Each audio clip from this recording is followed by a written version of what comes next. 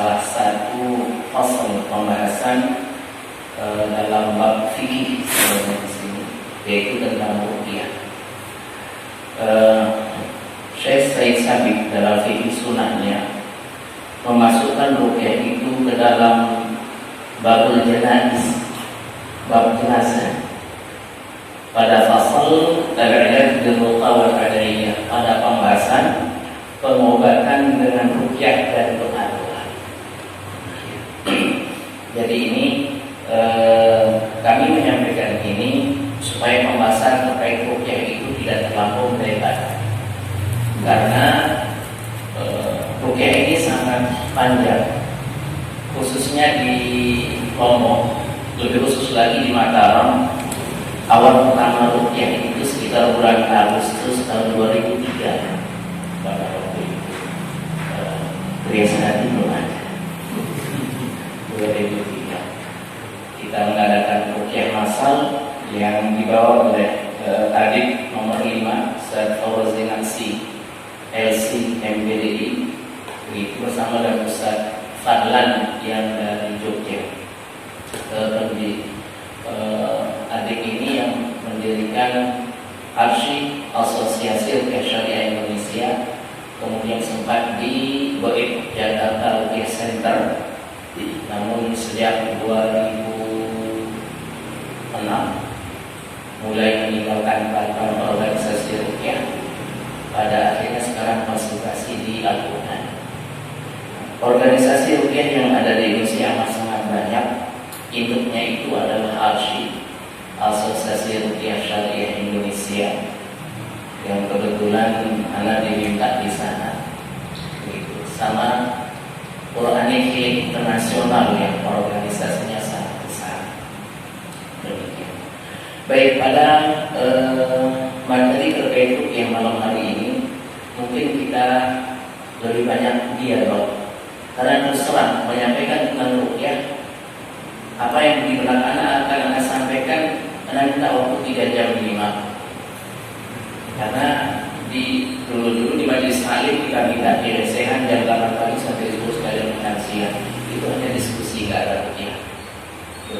Baru kita bisa pelan-pelan. Jadi itu di mukadimah awal, silahkan ketika ada sebuah kasus dan lain sebagainya. Kasus yang terkini yang sering di tengah masyarakat, ketika ada orang kesurupan, kira-kira digangguin atau enggak? Selain Ustaz Abbas, ada yang basicnya medis. Yang pernah bertanya ke seorang dokter, maaf dokter, kira-kira apa penyebab kesurupan dari sisi medis? Jawabannya maaf salah nomor, masih tersimpan di hati. Jadi medis sendiri nggak tahu. Tapi praktisi ruqyah yang coba menggabungkan antara ruqyah bekam dan herbal, ketika orang kesurupan itu, faktor penyebabnya adalah kurang lancarnya oksigen dalam darah yang disuplai ke otak. Contoh, ketika seseorang trekking di Rinjani atau di gunung mana saja, biasanya dia tersesat atau menghilang sampai meninggal. Ketika tersesat 2-3 hari, seminggu ketemu, kenapa? Dia mengikuti seorang kakek berbaju putih terus mana. Itu biasanya halusinasi. Jadi ketika malam hari, biasanya para yang trekking itu lebih baik memang dia tidak melakukan perjalanan, karena oksigen dari darah kurang maksimal terpompa ke otak. Itu yang menyebabkan seseorang berhalusinasi. Atau ketika seseorang mengidap penyakit, misalnya gangguan jantung atau ginjal, atau dia gout, tukar lambung, sehingga gas lambung menekan ke diafragma. Diafragma itu sekat antara paru-paru dan jantung, yang menyebabkan kerja jantung itu susah untuk bergerak, sehingga suplai darah ke otak itu kurang, makanya dia ngelantur melihat ini dan itu dan lain sebagainya. Atau itu yang menyebabkan dia kesurupan. Gitu. Jadi ini yang bertanya kepada dokter ternyata nggak dijawab. Begitu.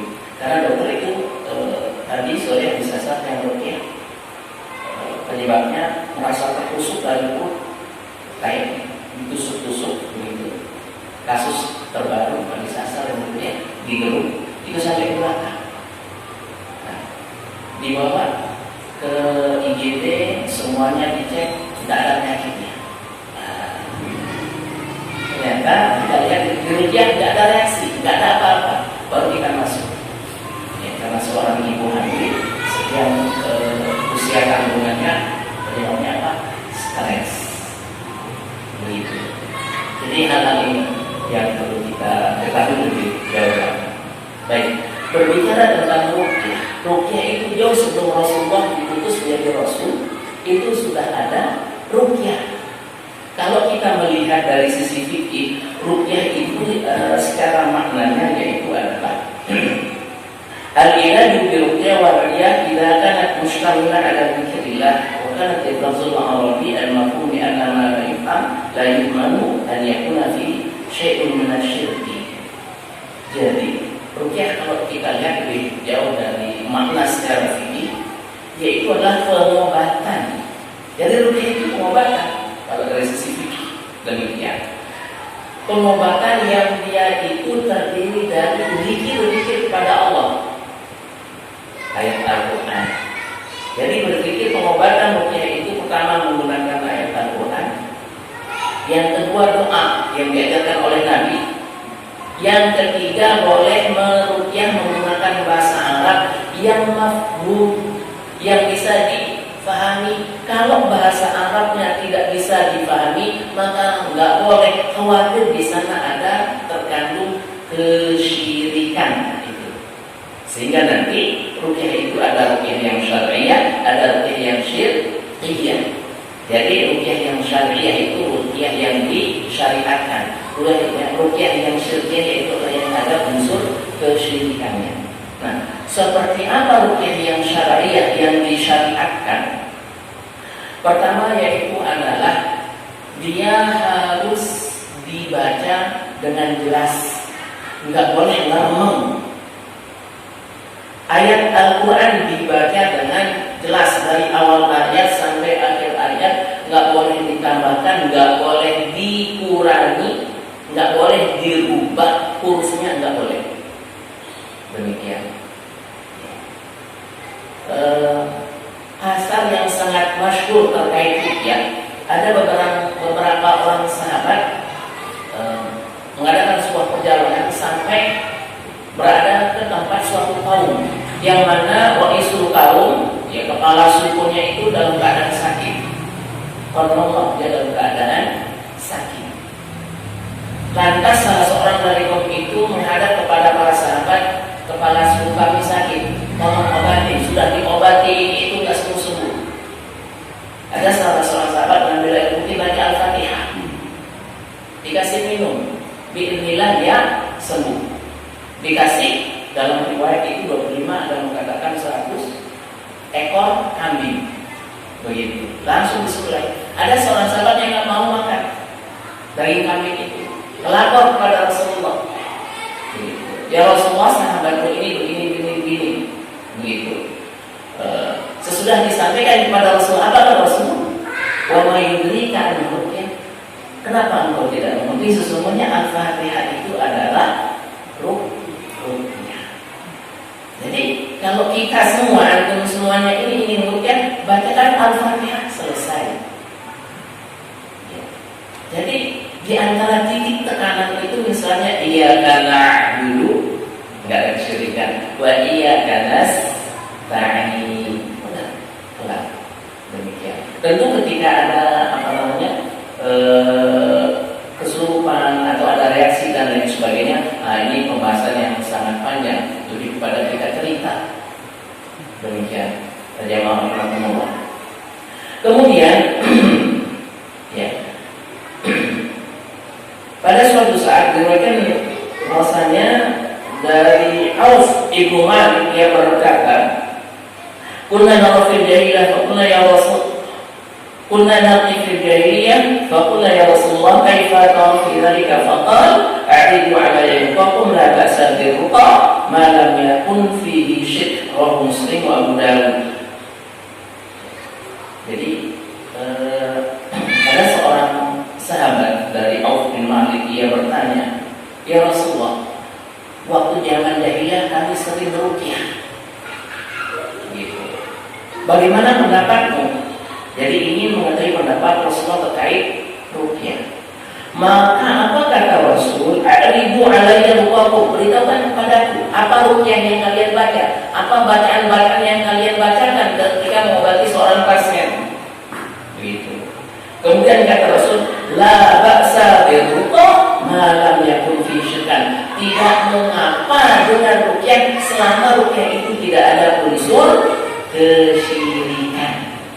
Nah, berkembang di tengah masyarakat yang agak rumit, itu tidak mau minta diruqyah. Demikian, ya. Bahkan ada yang mengatakan tidak boleh ruqyah. Dan Rasulullah mengatakan, "La ba'sa biruqyah ma lam yakun fihi syirk." Enggak apa-apa ada ruqyah selama di sana tidak ada unsur kesyirikan. Nah, ini kalau masalah akidah tidak kita bahas lebih jauh. Demikian. Pada waktu itu Rasulullah bersabda, "Sab'ina alfan min ummati yadkhulul jannata bighairi hisab." Ada 70.000, dalam riwayat yang lain 700.000 dari kalangan umat Nabi Muhammad masuk surga tanpa hisab. Demikian. Sampai di sini Rasulullah, para sahabat ribut. Mungkin mereka para nabi, mungkin mereka orang para syuhada dan lain sebagainya. Gitu. Kemudian ketika ditanyakan oleh Rasulullah, mereka itu adalah yang pertama, la yusyrikuna billahi syai'an, ini ya. Tidak menyekutukan Allah dengan sesuatu apapun juga. Gitu. Kemudian wala yatatayyarun. Ya, tatayyur itu adalah mengundi nasib dengan melihat burung. Ya, kalau ada burung masuk dalam rumah, begitu agaknya ada di sini. Nah, itu tatayyur namanya. Mengundi nasib dengan melihat bintang dan melihat sesuatu. Begitu. Yang ketiga, yarquna wa la yastarqun. Mereka meruqyah tetapi tidak minta untuk diruqyah. Itu yang ketiga. Kadang banyak yang memahami nanti kita nggak boleh minta diruqyah. Nah, ketika kita kaitkan dua riwayat ini, maka ruqyah yang tidak dibenarkan itu adalah ketika ada unsur kesyirikan. Seperti itu. Makanya ruqyah yang ada kesyirikannya itu kita harus lihat. Selama ini kita meruqyah bacaan Al-Quran yang dibaca jelas dari awal ayat sampai ayat dengan bacaan yang fasih, yang benar, kaidah tajwid terjaga. Demikian. Kemudian tidak boleh menambahkan, mengurangi ayat Al-Quran. Demikian juga hadis, doa-doa dari Rasulullah. Demikian. Pertanyaan, pernahkah Rasulullah diruqyah? Gimana? Bapak-bapak? Pernah ya? Rasulullah pernah diruqyah. Itu saudara.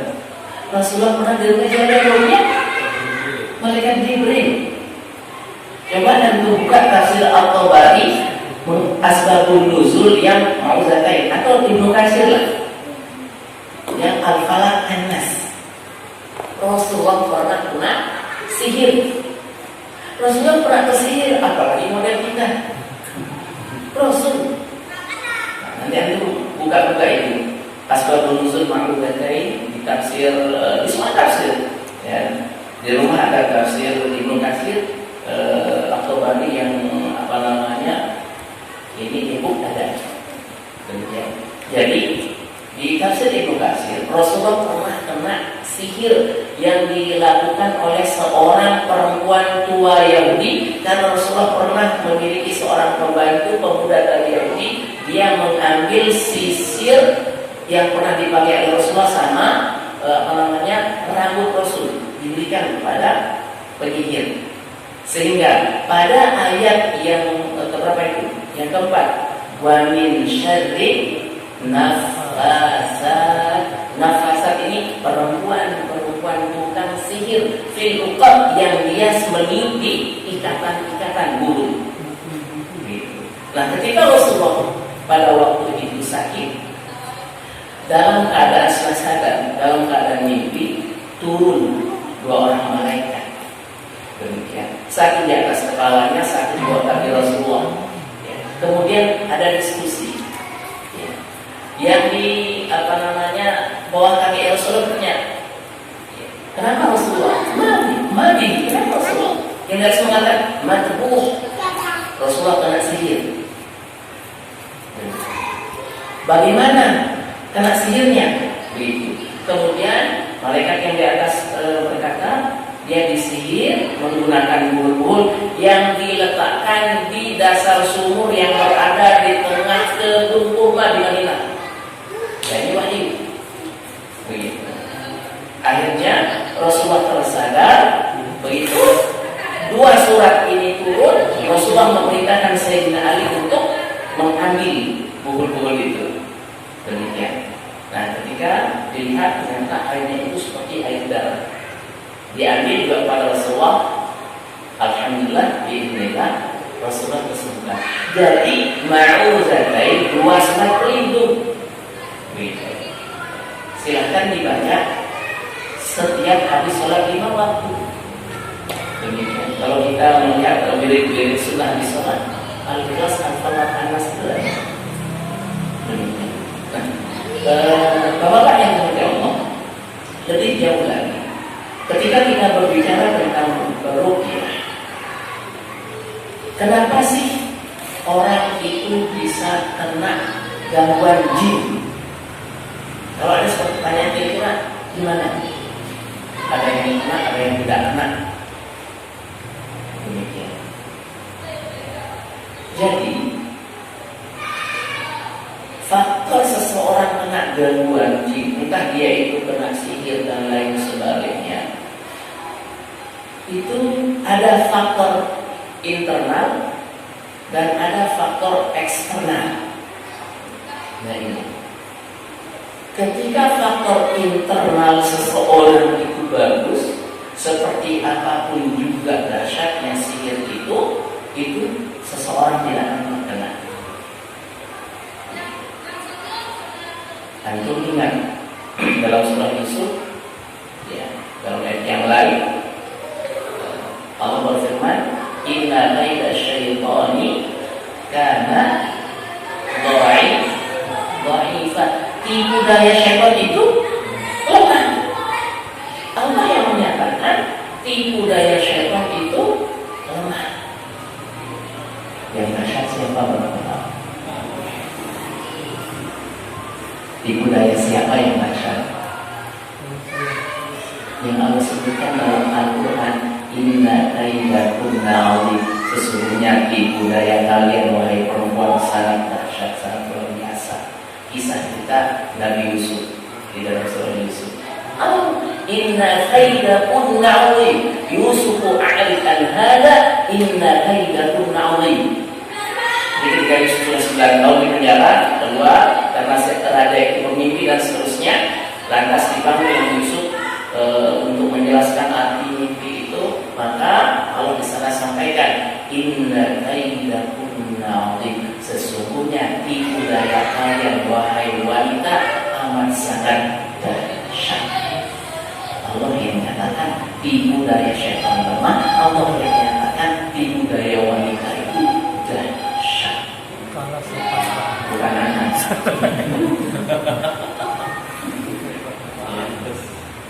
Seperti itu kan, Bapak-bapak yang mati Allah. Jadi kita ketika proteksi dari diri kita, dari sisi akidah, dari sisi ibadah benar, salimul akidah, sahihul ibadah, dari sisi akidah kita benar, dari sisi ibadah benar sesuai dengan tuntunan Rasul, maka insya Allah nggak ada ceritanya orang itu kena sihir. Rasulullah kena sihir karena merupakan takdir dari Allah yang menyebabkan asbabun nuzul daripada dua surat perlindungan Al-Falaq dan An-Nas, untuk memberikan sebuah pelajaran kepada kita agar kita senantiasa menjadikan dua surat ini sebagai perlindungan. ketika proteksi diri itu rapuh, sangat mudah dari luar. Nah ini Bapak Ibu Allah, ketika kita berbicara tentang ruqyah. Nah, lebih jauh lagi berbicara tentang beberapa hadis atau doa yang warid dari Rasulullah yang diriwayatkan Imam Bukhari dan Muslim dari Aisyah. Anna Nabi sallallahu alaihi wasallam kana yu'awwidu ba'd ahlihi yamsahu bi yadihi al-yumna wa yaqulu Allahumma rabban nas adhibil ba's ishfi wa anta syafi la shifaa'a illa shifaa'uk shifaa'an la yughadiru saqama. Imam Bukhari dan Imam Muslim meriwayatkan hadis dari Aisyah, sesungguhnya Nabi sallallahu alaihi wasallam yu'awwidu ba'd ahlihi, melindungi sebagian anggota keluarganya dengan cara yang sahu biyadihil yumna, mengusap dengan tangan kanannya. Ketika dia mengusap, Rasulullah berdoa, Allahumma rabban nas adhibil ba's ishfi anta syafi la shifaa'a illa shifaa'uk shifaa'an la yughadiru saqama. Silakan dihafal. Ketika ada yang sakit, pegang pakai tangan kanan. Mana bagian yang sakit, pegang. Jadi Rasulullah bagian yang sakit dipegang. Siapa aja mungkin kita pribadi bukan, silakan dipegang sakit. Ini doa yang diajarkan oleh Rasul Sallallahu Alaihi Wasallam. Demikian. Kemudian Imam Muslim meriwayatkan dari Utsman bin Abi Al-As, sesungguhnya dia melapor kepada Rasulullah. Nah ini terkait dengan salat. Waj'al yadihi fi jasadi, faqala lahu Rasulullah dha' yadaka 'ala alladhi ya'lamu min jasadi wa qul bismillah wa qul sab'a marrat a'udzu bi'izzati llahi wa min syarri ma ajidu wa uhadith. Qala fa fa'altu dzalika nurran fa adaba Allah ma kana fi falam azal amin bi ahli wa ghairihi. Kama qala Rasul. Imam Muslim meriwayatkan dari Utsman bin Abi Al-As, Utsman bin Abi Al-As melapor kepada Rasulullah. Laporannya waj'al yadihi fi jasadi. Utsman bin Abi Al-As dia ada rasa sakit di bagian tertentu di badannya. Faqala lahu Rasulullah bersabda, berkata kepada Utsman bin Abi Al-As, "Dha' yadaka 'ala alladhi ya'lamu min jasadi." Taruh tanganmu di bagian mana di antara badanmu yang merasa sakit. Waqul, kemudian baca doa ini. Di mana bacanya? Bismillah. Bismillah, bismillah, bismillah. A'udzu bi'izzatillah min qudrati min syarri ma ajidu wa uhadith. Baca 7 kali. Bismillah, a'udzu bi'izzatillah min qudrati min syarri ma ajidu wa uhadith. Bismillah, a'udzu bi'izzatillah min qudrati min syarri ma ajidu wa uhadith. Dibaca 7 kali. Bagaimana kalau kita ruqyah orang, tinggal domirnya diganti. Bismillah. Kalau untuk pribadi, Bismillah a'udzu bi'izzatillah. Kalau untuk orang, anak laki-laki, Bismillah u'izuka. Anak perempuan, u'izuki. Itu aja yang dirubah. Jangan nanti meruqyah anak laki-laki tetap bilang a'udzu. Itu pribadi. Nah, sehingga di antara ruqyah itu harus paham bahasa Arab. Demikian. Ya. Nah ini jamaah yang dirahmati Allah. Terkait dengan bagaimana kita meruqyah. Mungkin antum pernah mendengar penyakit ain ya. Bukan ain itu mata, tapi bukan sakit mata yang merah. Penyakit ain itu adalah sebuah penyakit yang disebabkan karena pandangan mata seseorang, entah karena orang itu suka ataupun karena orang itu tidak suka. Ya ini, orang suka maupun tidak suka, hati-hati ketika dia suka. Nanti dia mengatakan sesuatu, bisa jadi orang yang dia suka itu kena penyakit ain. Nah ini yang harus kita hindari. Sehingga maaf bapak-bapak, boleh disampaikan ke ibu-ibu yang di rumah demikian. semarah apapun kita kepada anak, jangan pernah ada dalam hati itu tidak suka. Secinta apapun terhadap anak-anak, jangan terlalu kita suka. Terlebih ketika memuji.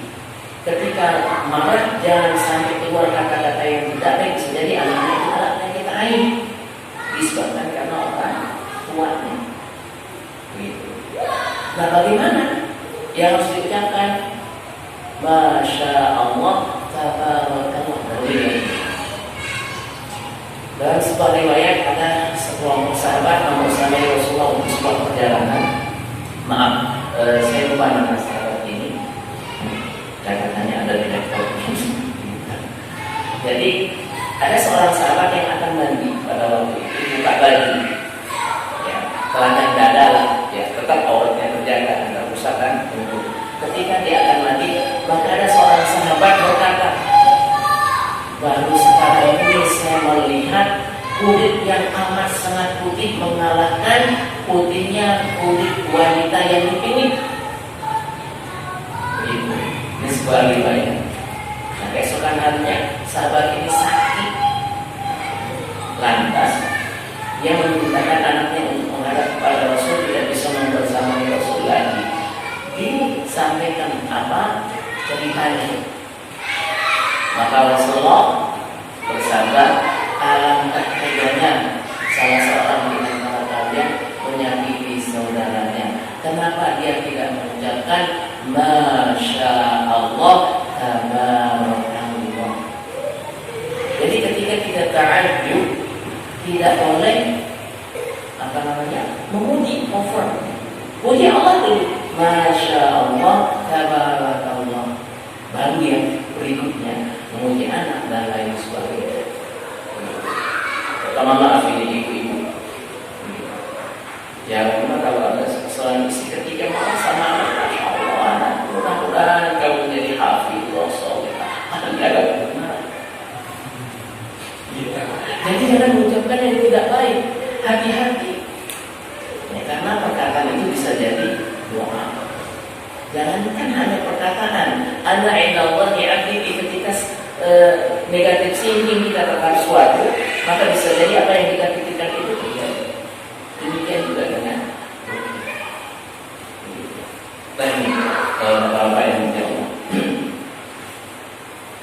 Kemudian hadis yang lain dari Imam At-Tirmidzi dari Muhammad bin Salim, ia berkata, telah berkata kepada Musaid al-Balani, ya Muhammad, idza syataita fadha yadak haitsu tashtaki thumma qul bismillah a'udzu bi'izzatillah min syarri ma ajidu waj'i hadza thumma fa' yadak thumma a'id dzalika witran fa inna Anas bin Malik hadatsani anna Rasulullah, dan seterusnya.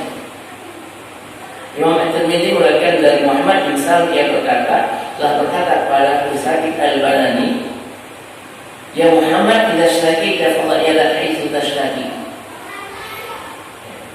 Ya Muhammad, ini Muhammad bin Salim, bukan Rasulullah ya. Wahai Muhammad bin Salim, kalau engkau merasakan sesuatu yang sakit pada bagian tubuhmu, fadha yadak haitsu tashtaki, taruhlah telapak tanganmu di mana dia sakit, semua kemudian ucapkan ini. Doanya apa? Rukyahnya apa? Bismillah, ya'udzu bi'izzatillah min syarri ma ajidu min waj'i hadza. Dengan nama Allah aku berlindung dengan kekuasaan Allah, dengan izzahnya Allah, dari segala keburukan yang aku rasakan dari penyakitku ini. Kemudian perkataan Sabit al-Bani, summa al-fa'yadak, sesudah engkau baca itu, angkat, taruh lagi, baca lagi. Sudah di summa a'id dari kami ganti 1, 3, 5, 7, 9 dan seterusnya.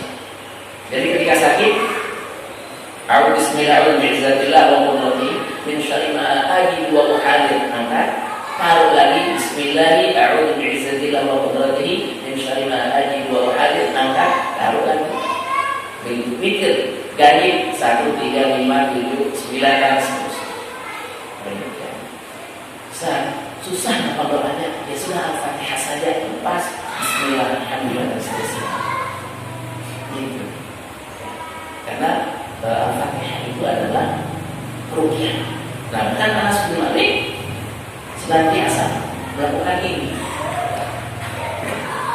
Jadi ruqyah itu sangat mudah, simpel, tidak ada yang sulit. Kesulitannya di mana? Kalau kita menganggap sulit ketika ada reaksi yang mungkin frontal, ngamuk dan lain sebagainya. Ketika ada kasus seperti ini, maka yang perlu kita ketahui adalah latar belakang. Bagaimana akidahnya? Pernahkah dia terdukung di indikasi jimat dan lain sebagainya, pakai raja-raja dan lain sebagainya? Itu harus kita lihat. Ketika dia pakai seperti itu, maka kita tausiah bagaimana hukum at-tamani, jimat hukumnya bagaimana dari sisi akidah yang benar, begitu. Ya. Nah ini yang ditanyakan kepada Ustaz Zain. Kalau kita baca kitab Tauhid Dr. Shalih Fauzan Ibnul Fauzan, dia masuk ke syirik yang kecil, yang tampak, yang berupa perbuatan. Syirkul asghar, ya, yang biasa yang kecil, yang tampak bisa kelihatan, yang berupa perbuatan. Jadi jangan kita langsung menjustis ketika seorang pakai jimat, ente syirik, kafir, keluar Islam, bahaya. Dan kita menjustis seperti itu, ya, pakai jimat ini syirik, ini kafir, dosa. Nah, kecuali nanti di sini lihat pada bagian akidah ikhtilaf seperti ini. Kita tidak membahas lebih jauh demikian, hanya kepada karena ketika seorang mengatakan sama ini memang ada hadis gitu. Man 'ala fa'ala katan faqad asyraka. Barang siapa yang mengadukan tamahin dan lain sebagainya, maka telah syirik. Sampai di sini apakah syirik besar, syirik kecil, tidak akan lakukan. Sehingga dari sisi akidah, ketika seseorang menyatakan misalnya pakai jimat ini jimat ini cuma wasilah doang, semua takdir kita berhak pada Allah, dan itu bisa masuk ranah syirik yang kecil. Tapi ketika dia memiliki sebuah keyakinan jimat ini hanya dia bisa mendatangkan kemudaratan dengan sendirinya, bisa menolak balak dengan sendirinya, jimatnya berbeda. Nah ini pembahasannya lebih jauh. Silakan kajian tauhid dilanjutkan. Demikian. Baik. Kemudian dari Ibnu Abbas sesungguhnya Nabi SAW bersabda, "Man 'ada malikan radhiyallahu anhu illa sab'a marat asqal azim wa al-'arshil azim ayyasha illa 'afallahu bi dzalikal marad." Abu Dawud dan Tirmidzi wa qala hasan. Wa qala al-Hakim sahih ala syart al-Bukhari. Diriwayatkan dari Ibnu Abbas sesungguhnya Nabi bersabda, barang siapa yang menjenguk seseorang yang sakit selama ajalnya belum tiba, kemudian dia mengucapkan 7 kali doa di bawah ini. Apa doanya? As'alullahal azim rabbal 'arsyil azim an yashfa ila 'afahullah min dzalikal marad. Jadi kalau ini bisa dipakai untuk ya, ketika ada di badan kita sakit atau menjenguk orang sakit, gitu.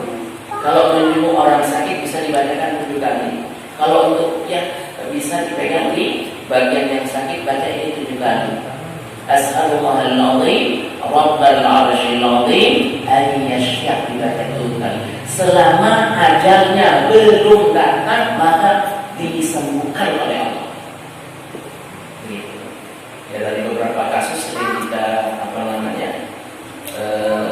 baca ketika sudah tidak ada harapan, ya kita bacakan doa pamungkas.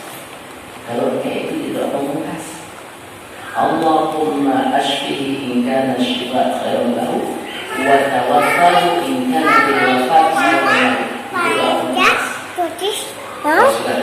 Kelihatan gitu.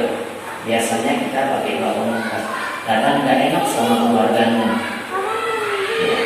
Nggak enaknya lanjutannya Allahumma tawaffahu in kana bil wafat. Ya Allah, wafatkanlah orang ini jika wafat itu lebih baik untuknya. Ya, kita sebut wafat ketika menurut ya paham kan juga. Ya nggak usah dilanjutkan. Karena sering tidak menyebutkan Allahumma ashfi kana shifa itu ada di baca. Enggak dilanjutkan doanya. Kalau memang menurut Allah ini lebih baik dia semua makan semua. Ya alhamdulillah paginya dirukyah, malamnya meninggal, habis maghrib dirukyah jam 11 malam meninggal, malam ini dirukyah besok pagi meninggal gitu kan. Pagi rukyah jam 2 meninggal. Alhamdulillah.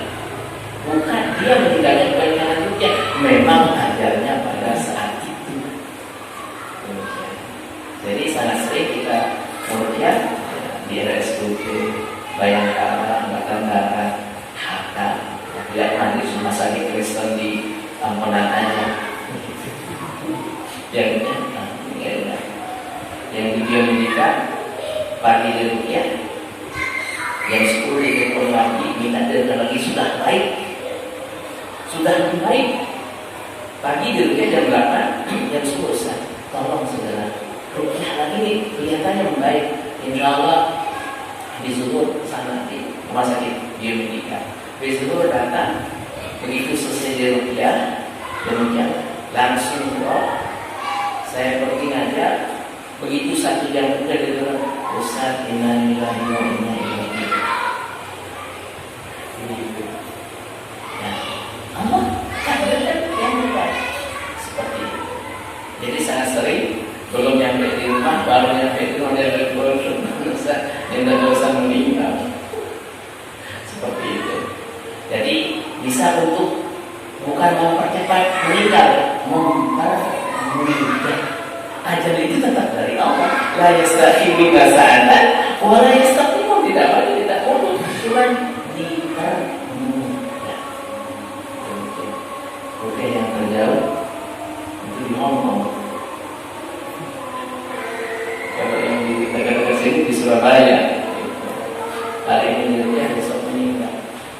Sudah angkat tangan keluarganya. Dokter panggil Ustaz, suruh bacakan Yasin. Kenapa harus Yasin? Ya udah kita katanya kita baca. Alhamdulillah. Jadi ini Bapak yang mati Allah, tidak ada memang hal yang ditanyakan, karena terus terang terkait rukyah itu dia akan lebih banyak apa namanya dengan diskusi. Ketika dia yang sampaikan, ya kalau Bapak itu tidak keluar dari masalah fikih, dia masuk bab fikih. Kalau sudah masuk bab fikih, fikih itu pasti akan ada khilafnya. Silahkan antum mau pakai yang mana, mau pakai yang rukyah silahkan, mau pakai yang tidak boleh rukyah silahkan. Ya, jadi tidak usah dipertentangkan. Ketika rukyah kenapa harus rukyah? Dan tidak bertanya. Antum kalau sakit ke dokter ditanya nggak apa yang dirasakan? Ditanya nggak? Sudah berapa hari sakitnya di mana? Begitu. Diperiksa oleh dokter pakai itu alat, dipukul-pukul perutnya. Oh, intinya ini hasil resep. Sama dengan rukyah. Ditanya kenapa mau rukyah? Ditanya juga.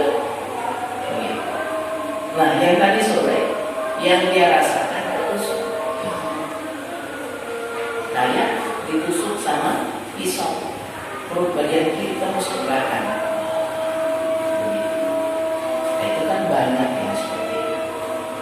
Ketika dirukyah nggak apa-apa, baru kita memberikan tausiah jadi jawaban.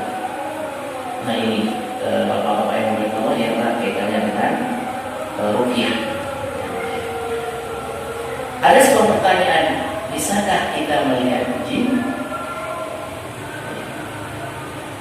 Wa 'indahu 'ilmul ghaibi la ya'lamuha illa hu.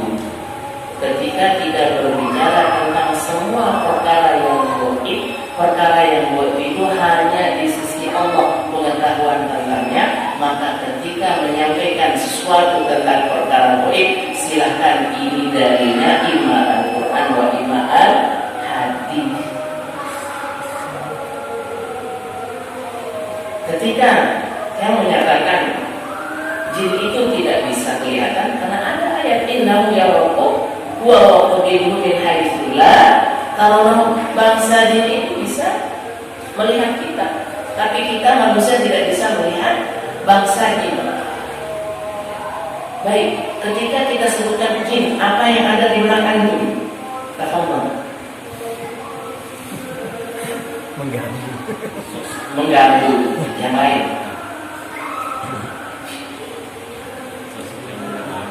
Menyeramkan. Kira-kira Menyeramkan. mengganggu, menyeramkan.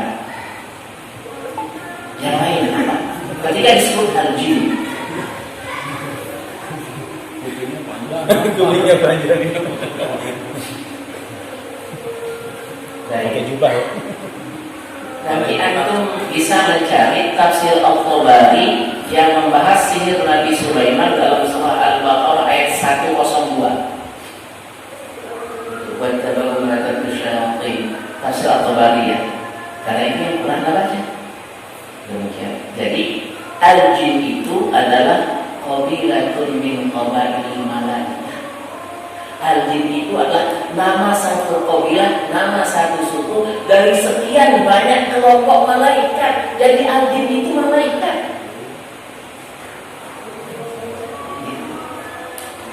Al-jin. Jadi al-jin ini kelompok malaikat. Nah, beda dengan iblis. Iblis ini itu berasal dari min qabilatil jin. Jadi iblis itu berasal dari qabilah al-jin. Wa kanu asyraful qabail. Qabilah yang bernama al-jin ini adalah kelompok atau qabilah malaikat yang paling mulia.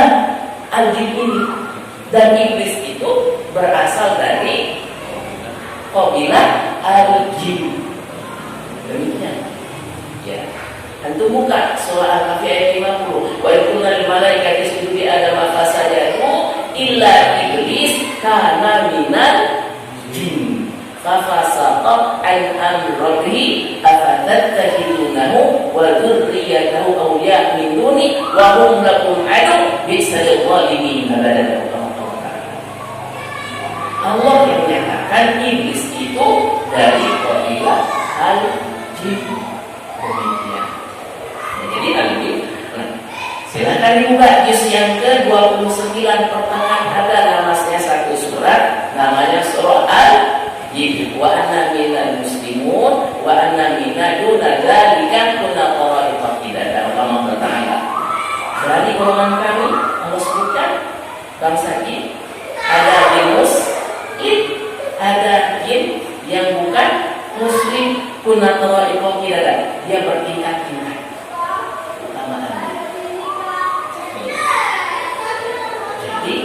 Malaikat yang paling mulia itu adalah malaikat Jibril karena membawa wahyu.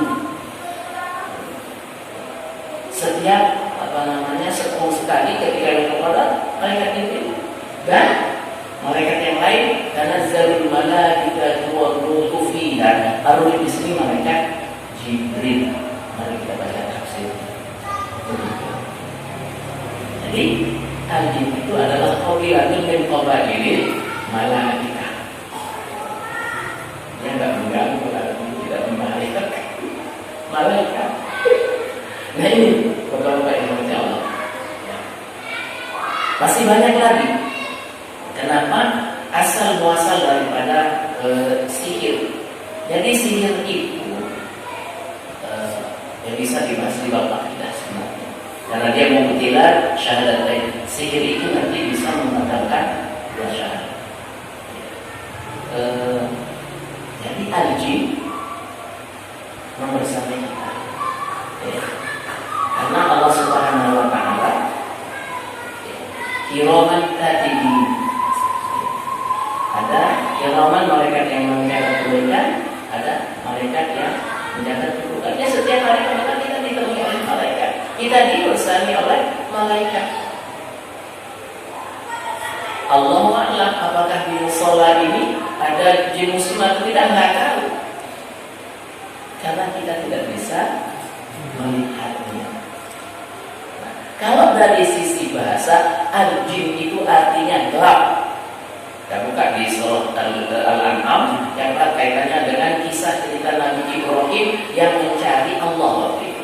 Falamma jalla 'alaihi al-lailu ra'a kawkaban qala hadza rabbi. Ketika malam sudah gelap gulita, jadi jannah. Ya, dan jannah itu gelap gulita artinya. Roa atau kabar Ibrahim melihat bintang bintang. Oh ini Tuhan itu. Begitu. Bapak yang macam apa? Jadi sangat jelas dari sisi bahasa itu memang. Tapi al-jan itu artinya apabila min qabail malah. Nah ini nih tafsir al-Tabari, baru tafsir ini yang sedang dibaca menurut tafsir yang lain. Jadi membahas tentang taklim tidak cukup dengan satu tafsir ini, kita lihat tafsir-tafsir yang lain seperti apa kita kaitkan dengan al-hadis. Tentu ini pembahasannya panjang lebar, tidak mungkin secara khusus. Kalau ada di antara antum yang pengen merupiah, kita banyak diskusi aja. Sabar. Ya, pada bulan bisa.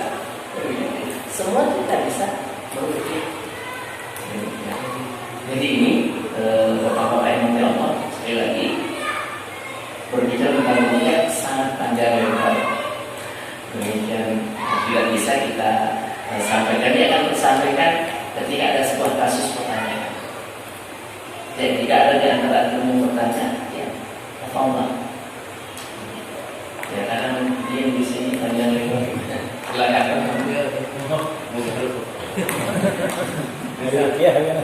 Karena juga tertarik tadi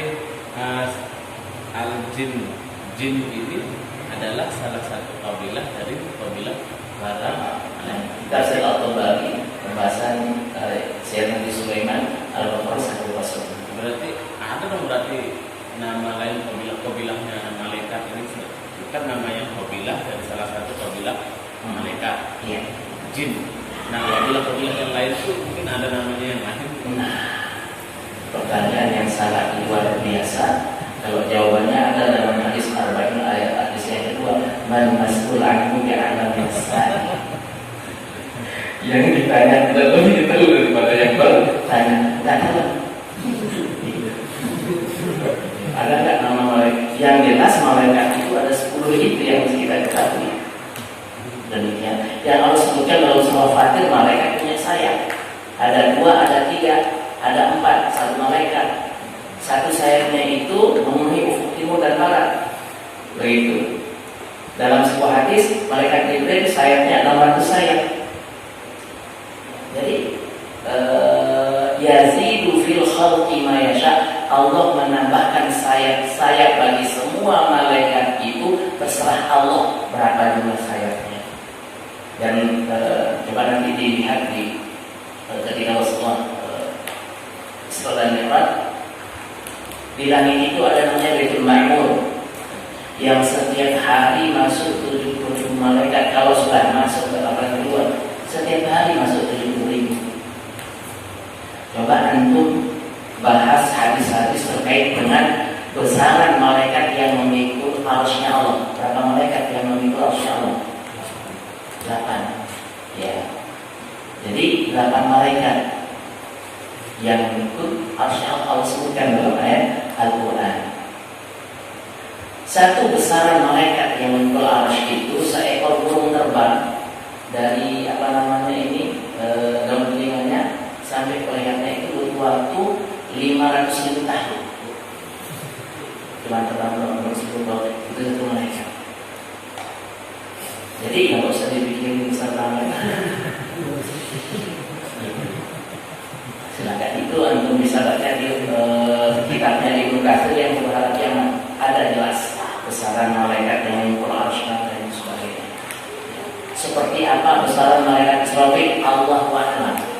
Yang ada hadisnya diameter daripada rombetnya itu sebesar apa mereka ini. Gimana besarnya nggak tahu. Nggak usah dipikir-pikirkan. Antum baca di kitabnya Ibnu Katsir yang beberapa. Kalau mau ada kitabnya di rumah berkali-kali dibaca. Nah ini, jadi apa?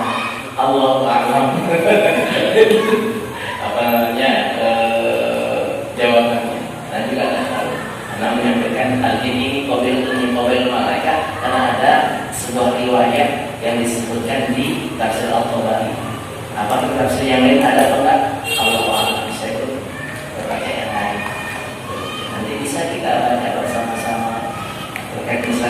ayat kita baca gitu. Masya Allah, luar biasa memakai satu tafsir Ibnu Katsir, Masya Allah.